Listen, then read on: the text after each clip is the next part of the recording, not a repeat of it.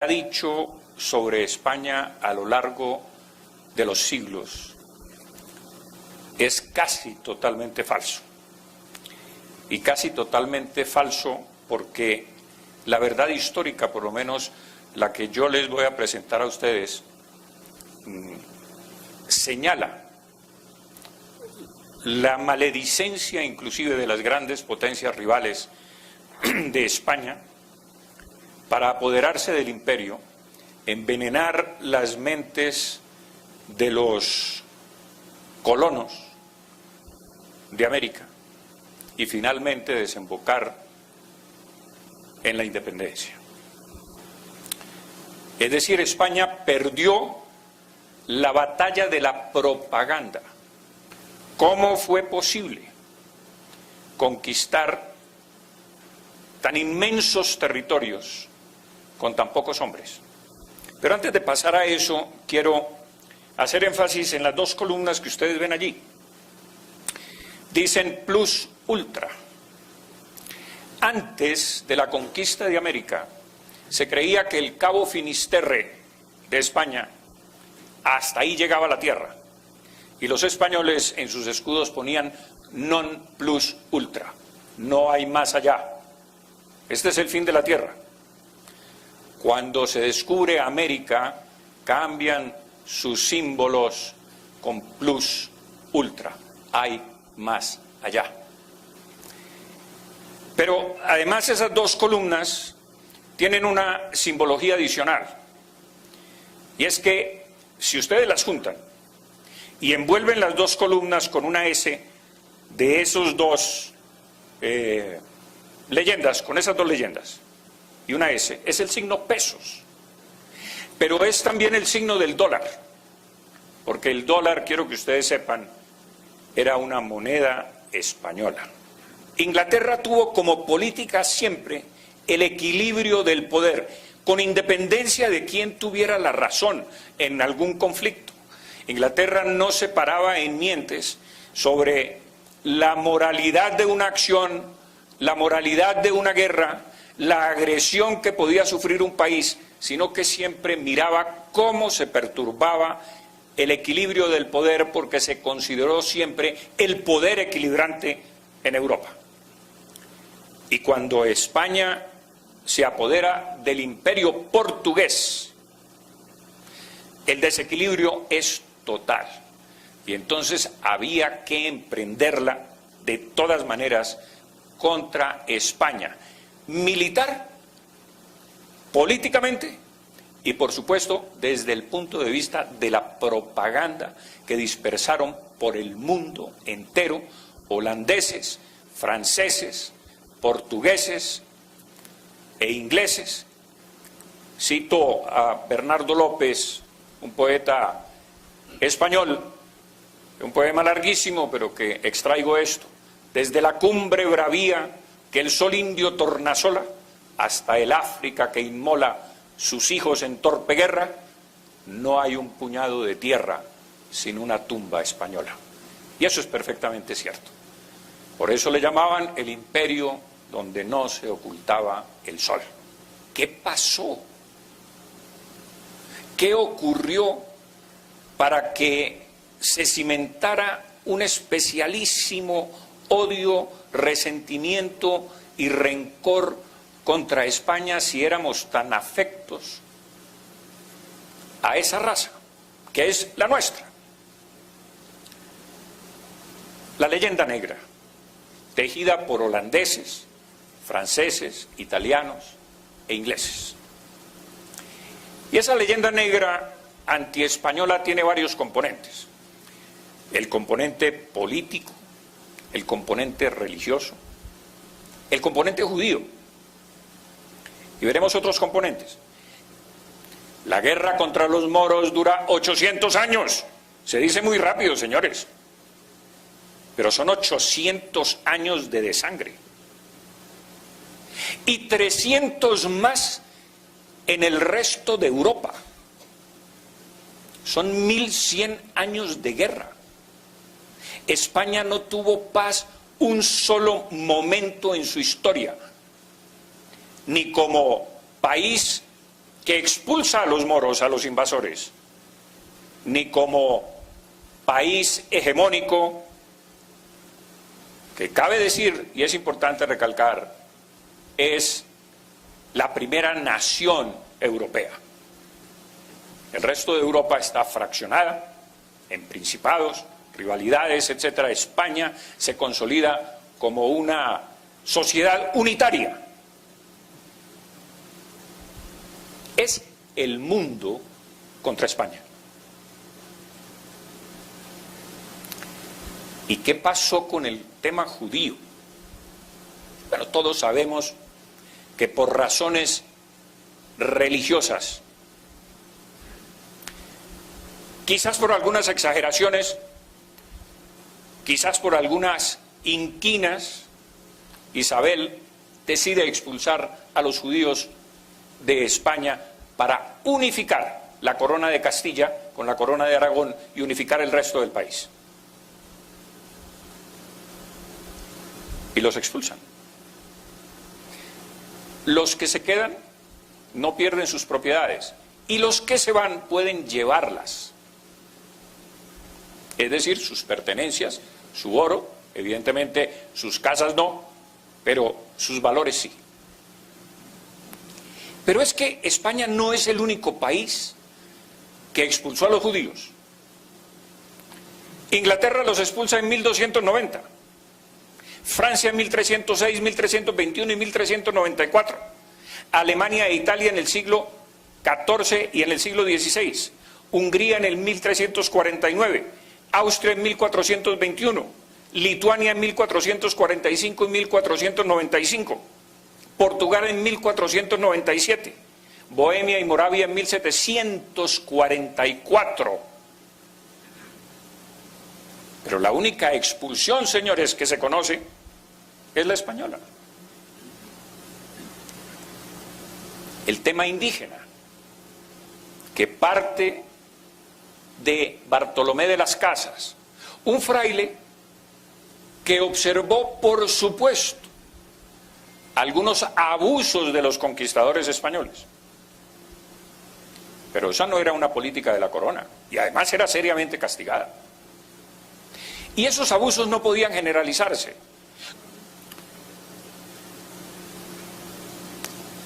Y se propaga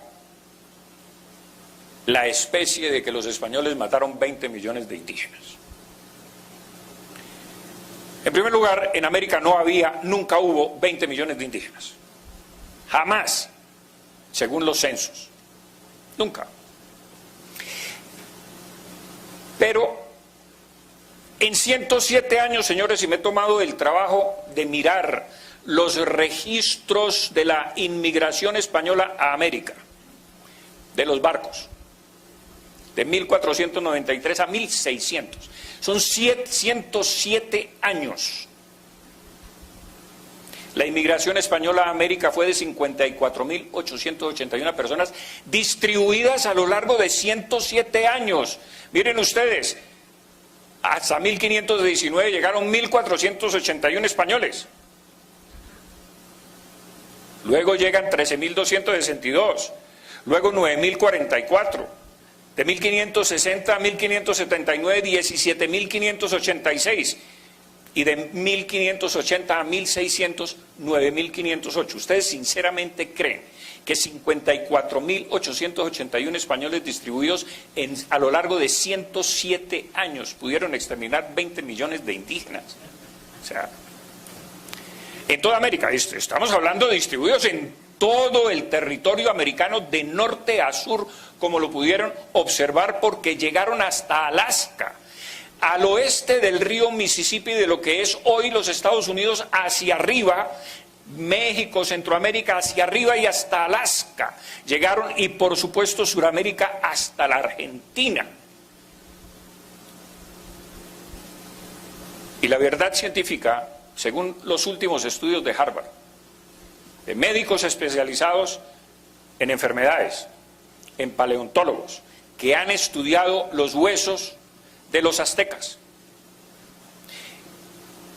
han encontrado un virus que se llama el virus Cocolistli, que exterminó buena parte de los aztecas y buena parte de los españoles, que es, inclusive se dice que ese virus todavía puede producir una mortandad en América. El virus existe y les iba a mostrar a ustedes el video que tengo en mi poder sobre todo el hallazgo y las investigaciones de laboratorio y los huesos y los entierros y todo lo que se ha examinado, y no cabe ninguna duda que los indígenas perecieron más por este virus que por la acción de los conquistadores, entre otras razones porque no se encuentran marcas en los huesos de haber perecido en batallas o haber sido maltratados de alguna manera.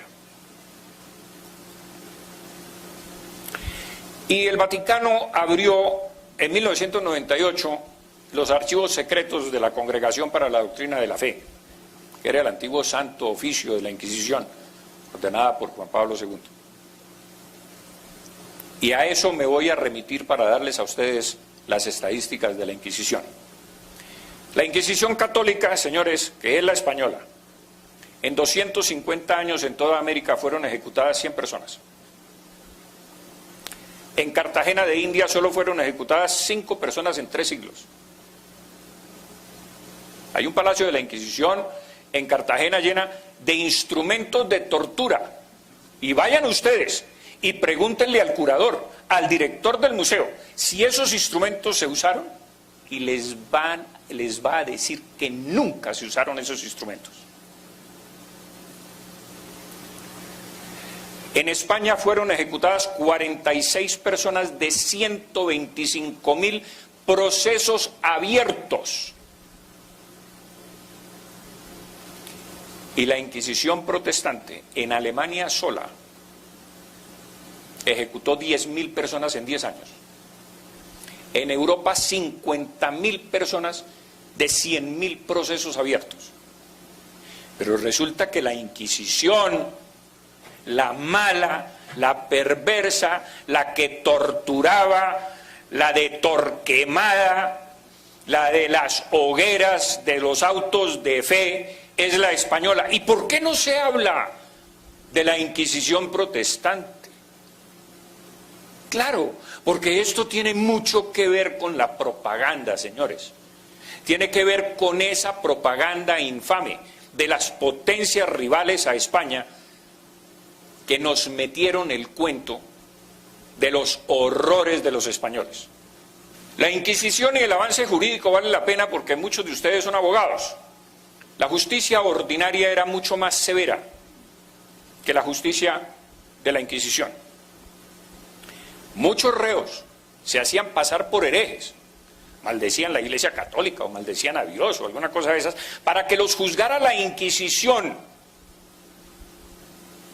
y se los quitara a la justicia civil.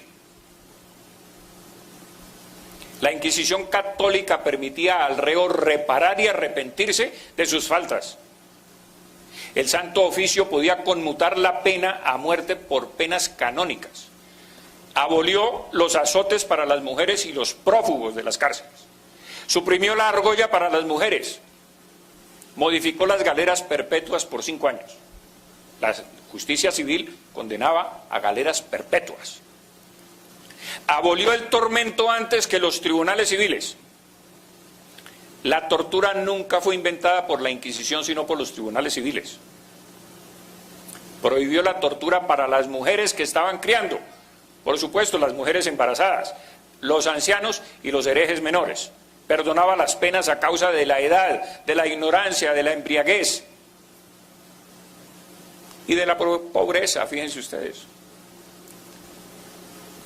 Y algo bien importante, los indígenas, por más idólatras que fueran, nunca fueron juzgados por la Inquisición.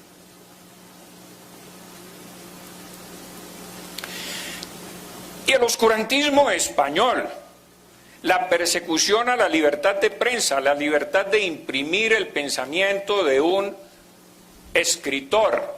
Nunca ningún español dramaturgo o escritor fue perseguido por sus escritos. Nunca. Pero miremos la furia judicial francesa. Fueron perseguidos Molière, Villon, Rabelais, Dubélé, Voltaire, Victor Hugo, Verlaine, Rimbaud, Chateaubriand, Branger, Jules Vallée, Émile Zola, Romain Rolland, Léon Duret, André Chenier murió en el patíbulo, Baudelaire fue acosado y condenado, Calvino solamente pudo escribir en Ginebra cuando se voló de Francia, Corneille fue perseguido por ultraje a las buenas costumbres. Pero la civilización, la ciencia y la cultura. En 1500 se hace el primer mapa del Nuevo Mundo. En 1517 la primera geografía de América. En 1524 las primeras escuelas para indios. En 1536 las primeras imprentas, libros, cartografías.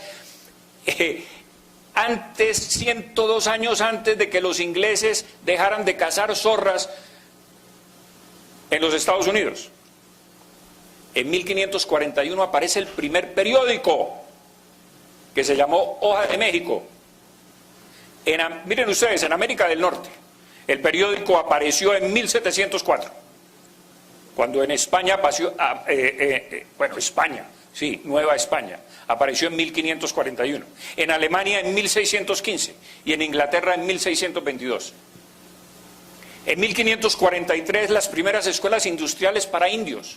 En 1575 se traducen los primeros libros a 12 lenguas indígenas y se les tiene que inventar la grafía porque los indios no tenían grafías para escribir. Si nosotros conocemos la historia de los indígenas en América es porque los cronistas españoles las consignaron en sus crónicas. En 1579 se hace la primera autopsia de un cadáver en la Universidad de México, un año antes de lo que se hizo en Basilea por el médico Plater. Lo hacen los españoles, pero no, eran oscurantistas, odiaban la ciencia, no nos permitían ciencia. En 1538 se funda la primera Universidad de América en Santo Domingo y surgen los primeros escritores mestizos, indígenas, etcétera, en América. Ni holandeses, les quiero comentar, ni portugueses fundaron universidades en ninguna de sus colonias. Y luego calificaré la palabra colonias. Y de los españoles tenemos la cultura política, que es la creación del cabildo y de la Real Audiencia. La cultura jurídica, que es la promulgación de las leyes de Indias. La cultura religiosa, con la construcción de iglesias y catedrales en toda América. La cultura del descanso, de 8 horas diarias, y guardar sábados y domingos.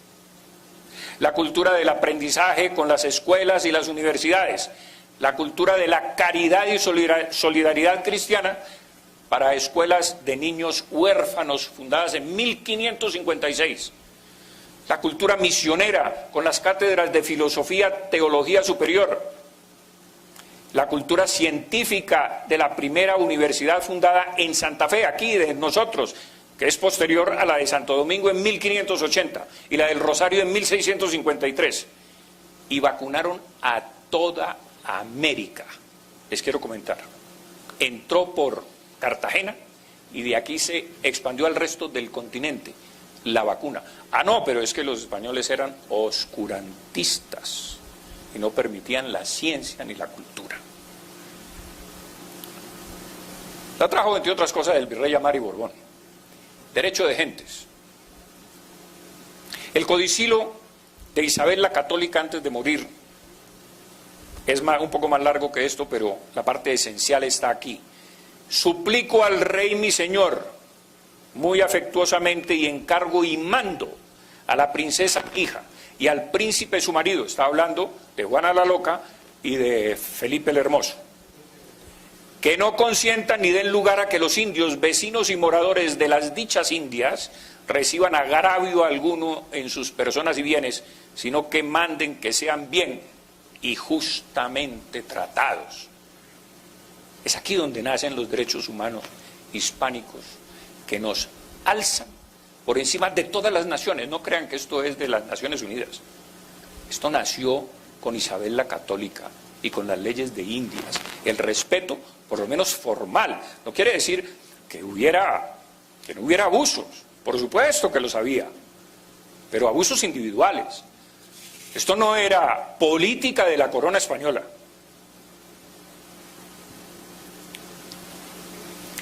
Y hay algo absolutamente sorprendente cuando uno se interna en la historia de las conquistas y encuentra que por primera vez en toda la historia, y me gustaría que alguno de ustedes dijera, no, yo conozco otra historia.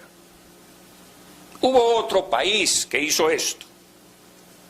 La conquista de América se detiene 6 años, de 1550 a 1556 por orden del emperador Carlos I, para discutir si era lícito que los españoles conquistaran América. Es la primera vez que una potencia se allana a observar el derecho moral. Se detiene la conquista, ¿por qué? Se detiene por la gran controversia que surge entre Bartolomé de las Casas, que se enfrenta con Ginés de Sepúlveda para discutir este tema, y por eso se para la conquista, se detiene la conquista. La zanja Francisco de Vitoria, padre del derecho internacional, señores. Derecho internacional no se ha inventado ahora, con las Naciones Unidas y con la Corte de la Haya. Francisco de Vitoria sostiene que el orden natural se basa en la libre circulación de las personas. El mar es libre. Los indios tienen los mismos derechos que los demás hombres. Y convertirlos a la fe es un derecho tanto de españoles como de indios, por igualdad de derechos. Nunca antes un pueblo se había preguntado dónde acababan los derechos propios y dónde empezaban los derechos de los demás. Nunca antes el poder se había sometido a la filosofía moral. Nunca antes los territorios conquistados se habían incorporado de pleno derecho al poder conquistador. Es decir, en América no hubo colonias en el sentido francés, holandés o inglés. En América hubo territorios de pleno derecho, que eran las capitanías generales y los virreinatos, como el virreinato de la Nueva Granada, el virreinato del Perú, el virreinato de la Nueva España y el virreinato del Mar del Plata, que era Argentina. Porque resulta que colonia, que viene del latín colonia, y colonus significa poblador, y los españoles tenían perfecta conciencia de que estos eran pobladores. Y si alguna vez se le llamó colonia a estos territorios, se les llamó en las Cortes de Cádiz en 1812, con alguien que quiso denostar de la conquista española de América. Y por primera vez se le llamó colonias. Entre otras cosas, les quiero comentar a ustedes que en Cuba, en Honduras, en Guatemala y en México, colonias se le llama a los barrios. Ustedes van a La Habana, resulta que el barrio Miramar no se llama barrio Miramar, se dice colonia Miramar. Y en España, en muchas ciudades, a los barrios se les llama colonias. Entonces lo que no se puede es, o hay que tener, mejor dicho, cuidado para saber qué era colonia para los españoles y qué era colonia para los británicos, franceses y holandeses. Para ellos eran factorías. ¿Y cómo demuestro yo eso? ¿Colonias americanas o provincias? Miren, señores, Camilo Torres lo dice. Considerando vuestra majestad que los vastos y preciosos dominios de América no son colonias o factorías, como las de otras naciones, sino una parte esencial e integrante de la monarquía española.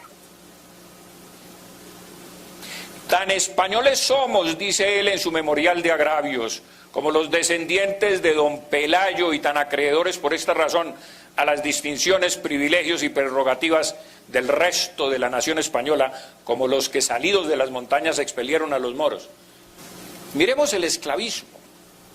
España nunca fue una nación esclavista. A España le impusieron la esclavitud los diferentes tratados, entre ellos el de Utrecht, para reconocer la legitimidad de Felipe V después de la guerra de sucesión española de 1700 a 1713, señores. Las potencias se aliaron contra España para aniquilarla.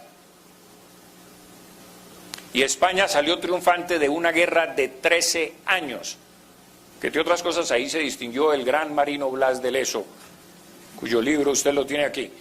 Cuando estaba muy joven auxilió a Barcelona y todo, y en esta guerra terrible, porque los británicos no querían un Borbón en el trono español, porque otro Borbón estaba en el trono francés y había un pacto de familia y se desequilibraba el poder. Y entonces recurrieron a la guerra para imponer a una Austria en España, para sacar al Borbón, que era nieto de Luis XIV, el Rey Sol. Felipe V, duque de Anjou. Y entonces, por el Tratado de Utrecht, para que hubiera paz en Europa, España accede a traer negros a América. Impuestos, 144.000 los traen a razón de 4.800 al año en los barcos ingleses, que por eso surge la guerra de la Oreja de Jenkins y la invasión de los ingleses y el ataque a Cartagena de Indias en 1741. Miremos la esclavitud. Francia, en las Antillas, el 77% de la población era esclava. Gran Bretaña, el 84% de la población era esclava. Jamaica, el 85%. En Estados Unidos, el 70%. Miremos España, el 11% en las Antillas, comparado con el 77% y el 85%. En Cuba, el 29%, que era donde más esclavitud había. Y en México, el 0,02%. La fuente es de Humboldt, no es mía. Y los poderes públicos. El absolutismo Borbón, el absolutismo español, y he llegado a varias conclusiones. Los poderes públicos estaban divididos en la Real Audiencia, que era el poder ejecutivo, y en los cabildos, que eran pequeños parlamentos descentralizados en las ciudades. Cada ciudad con sus territorios de influencia judicial, política, estaban descentralizados y tenían sus propias ordenanzas, sus propias leyes, como hoy los Estados Unidos en los distintos estados. Tenía funciones judiciales el cabildo. Había alcalde de primer voto y alcalde de segundo voto, que eran los que dictaban sentencia. Por supuesto, las sentencias eran colegiadas con el resto de cabildantes. Y la Real Audiencia era el poder ejecutivo, que tenía también funciones judiciales, porque era la segunda instancia, pero que en realidad tenía dos instancias. Era el poder equilibrante entre el cabildo, que era el parlamento, y el poder ejecutivo. Pero miremos Inglaterra, porque tenemos una visión distorsionada de lo que significó Inglaterra. Ah, la libérrima Inglaterra, es que allá sí hay libertades y son demócratas. El 1% de la población en Inglaterra podía votar porque se le requería una renta de entre 300 y 600 libras para poder votar. Y en Francia, después de 600.000 guillotinados por la Revolución Francesa, solo puede votar el 0,0025% de la población. ¿Quién podía votar aquí en las alcaldías? La votación era por cooptación, por supuesto, no había sufragio universal como hoy lo tenemos. Y el orden de las sentencias para los abogados seguía este orden estricto. Primero la ley, segundo la doctrina, tercero las costumbres, es decir, fueros. Y cuarto, la creación jurídica ejemplar, que era una especie de unificación de sentencias. El Cabildo era la primera instancia, la audiencia la segunda instancia, el Consejo de Indias la tercera instancia y la cuarta instancia era el rey. Porque usted le podía suplicar al rey, mire, todos estos piscos me están atropellando, sálveme majestad, mire, este es mi alegato. Y a veces lo hacía. Por ejemplo, con María Antonia, hermana de Simón Bolívar, le escribe una carta sentidísima a Fernando VII, pidiéndole que las autoridades y todo el pleito que ella tenía por sus propiedades en Caracas, se las habían confiscado por ser hermana de Bolívar. Y le pide al rey. Y el rey efectivamente ordena el desembargo de sus propiedades, porque ella no tenía nada que ver con la guerra de independencia. Y es más, les cuento otro detalle, le asigna una pensión de 1.000 pesos anuales, porque se estaba muriendo de hambre en La Habana. Los oidores, que eran de la Real Audiencia, eran nombrados por el rey, que era el poder ejecutivo, como ya di. Tenían que ser abogados, y para litigar cualquier abogado ante la Real Audiencia tenía que pasar un examen, en primer lugar, y haber litigado por lo menos 4 años en un despacho. Pero había unas prohibiciones muy serias para los oidores, señores. ¿Cuáles eran esas prohibiciones? No sé si tú las conozcas, pero te vas a aterrar. Creo que ustedes se van a aterrar. Los oidores no podían casarse en el territorio de su jurisdicción.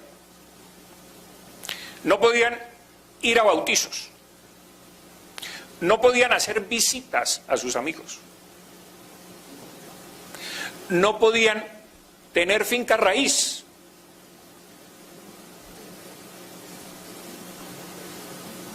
Para que no se fueran a contaminar de pronto por familiaridad, por matrimonio, por amistades, por esto. Estaba absolutamente prohibido. Y miremos la discriminación política, porque es muy importante. El doctor López habló de eso en su intervención, magnífica intervención, pero vale la pena ver si realmente los criollos estamos tan discriminados. El memorial de agravios, es que no nos dan los cargos.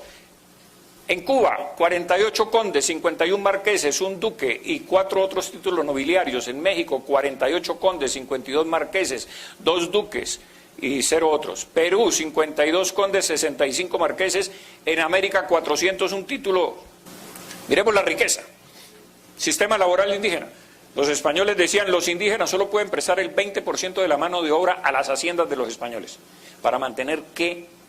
Elevado la mano de obra, el costo de la mano de obra, lo que se le pagaba a los indígenas, porque había escasez de mano de obra y por supuesto los precios de la mano de obra para los indígenas era muy alto.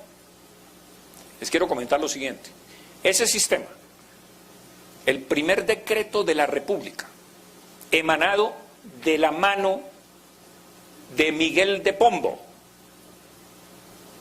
les quita este privilegio. Sacan las tierras de los indígenas a remate porque ya eran iguales al resto de los habitantes, ya eran, la República había alcanzado la igualdad, ya no podían tener privilegios, ni tierras, ni resguardos, esos eran privilegios. Ya tenían que ser como nosotros, y sus tierras salieron a remate y por supuesto fueron rematadas y compradas por las oligarquías locales. Primer decreto de la República. Los impuestos que había, muy altos, es que eran exagerados, qué horror. La alcabala era entre el 2 y el 6% en América. Hoy tenemos el 16% de IVA, ¿no? El quinto real, que era el 20% de los metales preciosos, no de otras cosas. Se encontraban metales preciosos de las minas, 20% iba para la corona española y el 80% se quedaba en América. Los estancos, por supuesto que era papel sellado y otras cosas pues de los abogados. El diezmo eclesiástico, que era la contribución que hacían las haciendas, no las ciudades, pero las haciendas de los españoles contribuían con un 10% de su producido a la iglesia para la evangelización y la restauración y construcción de templos. Que eso es de lo que se aprovecha, entre otras cosas, Nariño con los 92.000 pesos, porque él era tesorero de diezmos. Esto es bien importante porque por primera vez se impone para sostener la guerra de 1781 contra los ingleses en los Estados Unidos, en la independencia de los Estados Unidos. Es España, señores, la que derrota a los ingleses en 7 batallas, cuando George Washington había perdido 6 batallas y el Congreso de los Estados Unidos lo iba a destituir por mal general. Bernardo de Galvez le gana a los ingleses en 7 batallas, le conquista Pensacola, les abre un segundo frente en la Florida, reconquista la Florida para España, y Inglaterra se rinde ante George Washington con la sangre y el dinero español, porque Cuba aportó 1.500.000 pesos para sostener la armada francesa que bloqueara la ciudad o el puerto de Yorktown, donde se rinden los ingleses. Es España la que le da la independencia a los Estados Unidos. Por supuesto, vino la venganza de los ingleses ayudando a Bolívar y a los insurrectos de América para desquitarse de esa acción de los españoles. Los territorios deficitarios, señores, eran Chile, el norte de Nueva España, todos esos desiertos del norte de México, y la Florida.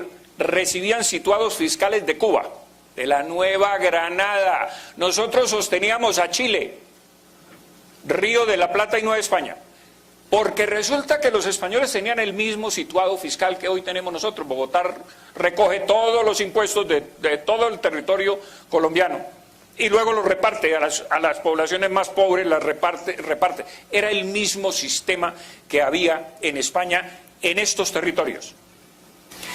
¿Qué dicen los ingleses de América? Es que es muy importante. En 1802 dicen, por supuesto, antes de la insurrección, la riqueza real, sólida, sustancial, productiva de la América española está sobre el haz de la tierra, que es donde los británicos la cosecharán. Miren ustedes cómo se manifiesta en el Morning Post de Londres la ambición de los ingleses por quedarse con estos territorios. Y mira lo que dicen: México es la ciudad más rica y espléndida del mundo. Pero claro, es que México tenía alcantarillado cuando Londres no lo tenía. John Adair, militar de los Estados Unidos en 1804, dice: México nos deslumbra. Y este fraile inglés, Thomas Gage, dice que México es una de las ciudades más ricas y grandes del mundo, que para los 30.000 o 40.000 habitantes, que más o menos se estimaba, había 15.000 coches. Mire usted, casi el 50% tenía carro. Quiero comentar lo siguiente: Lima rivalizaba con México, era de las ciudades más ricas e importantes de América. Ustedes, el consumo del siglo XIX del régimen español. Carne, estamos hablando per cápita. En México se consumía 189 libras per cápita, mientras en París 163. Esto es la fuente de Humboldt cuando viene a América sobre 1800, en el siglo XIX, antes de la Revolución. El salario en México, si cogemos un salario de un obrero mexicano de la época, digamos el 100%, para medir los otros, en Bengala, que era una posesión inglesa, ganaba un bengalés, un jornalero bengalés, el 20% de lo que ganaba un mexicano. El minero, por supuesto, es de Sajonia, en Alemania. Miren, en Alemania, en México se ganaba 30 francos y en Alemania 4,50 francos a la semana de 5 días. ¿Que éramos pobres? ¿Que por qué no nos conquistaron los ingleses a ver si nos volvíamos ricos?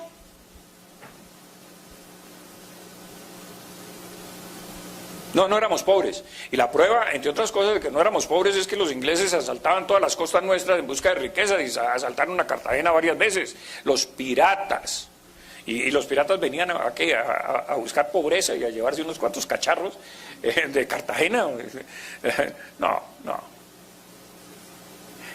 O sea, yo creo que con un poquito de imaginación y centrarnos un poquito en lo que realmente significó América, nos destruye todas esas manoseadas teorías que nos han metido desde los colegios.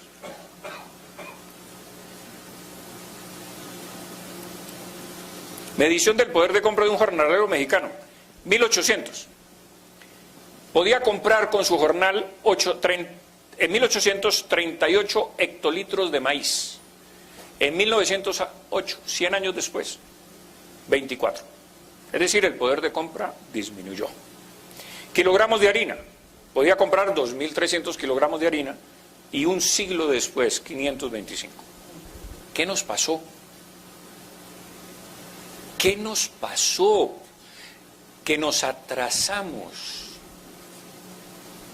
Bueno, las guerras, las destrucciones, las pugnas, las luchas por el poder, los dictadores de hojalata que hemos tenido, toda América,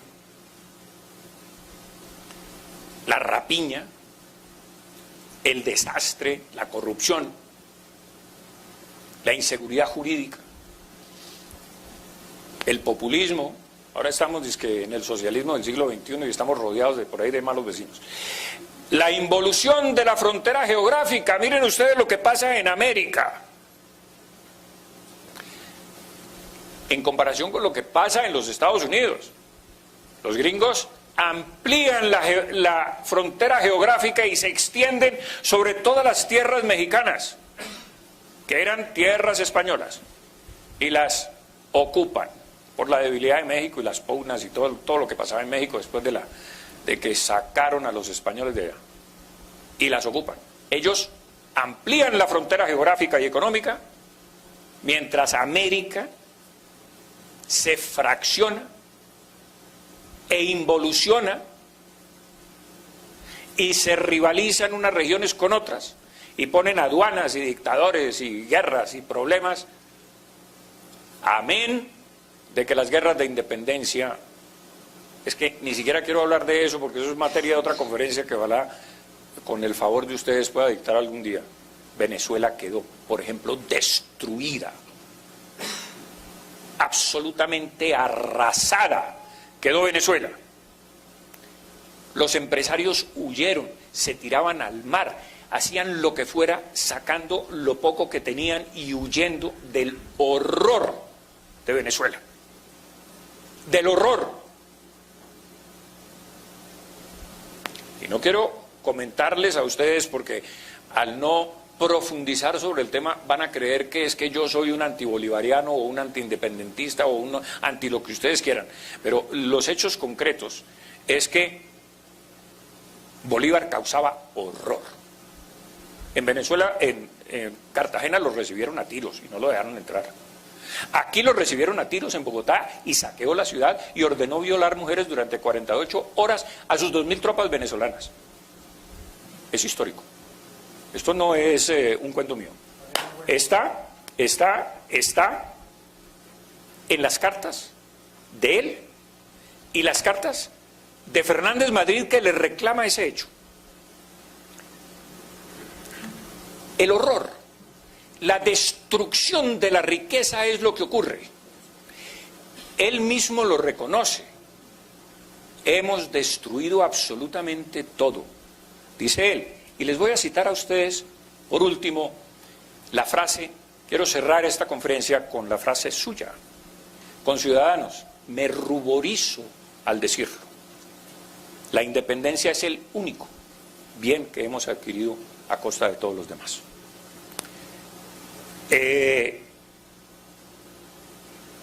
Pero un punto de reflexión importante, o dos puntos. Si quizás hubiéramos seguido unidos como una gran confederación hispanoamericana con España, tendríamos un peso específico mundial, político y económico muy superior al de los Estados Unidos. Entre otras cosas porque éramos más ricos que las colonias británicas. Pero fíjense ustedes lo que ocurre. Hoy, cuando hay cualquier problema internacional, todos los sajones se unen en esa confederación que tiene implícita, tal. Inclusive algunos países como Australia, Canadá, etcétera, todavía están con gobernadores que manda la reina Isabel de Inglaterra. Si nosotros hubiéramos mantenido ese esquema, tendríamos mucho más Producto Interno Bruto que los Estados Unidos y tendríamos un peso específico mundial con 500 millones de habitantes, o con más de 500 millones de habitantes. En el mundo contaríamos. Pero entonces eso me lleva a la siguiente reflexión. independencia. Porque Bolívar habla de la independencia. Pero es que cuando uno se empobrece, cuando uno llega a la miseria en que nosotros llegamos en 1900, cuando entramos en el siglo XX absolutamente empobrecidos, hoy inclusive con la relativa afluencia económica que tenemos, ¿somos realmente independientes? Mire, los pobres nunca han sido independientes. La pobreza no da independencia, da mucha más dependencia. Nosotros dependemos de Estados Unidos, de Europa, de lo que digan. Ahora creo que ahí de la OEA como que están votando en contra de Colombia a favor de Venezuela, según me comunicaron por aquí. Somos más dependientes. Dependemos de lo que antes no dependíamos, que éramos una potencia mundial consolidada en un gran imperio hispánico, con un gran ascendiente político, económico y militar en el mundo. Con eso, dejarles ese punto de reflexión. Mil gracias, Pablo. Felicitaciones al doctor Pablo.